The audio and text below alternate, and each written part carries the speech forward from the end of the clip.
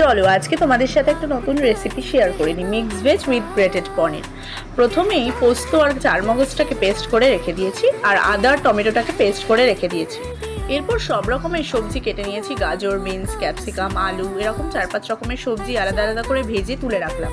এরপর তেলের মধ্যে তেজপাতা ফোড়ন দিয়ে টমেটো আর আদার পেস্টটাকে দিয়ে পরিমাণ মতো নুন, চিনি, গোলমরিচ আর কাসুরি মেথি দিয়ে নাড়তে থাকলাম।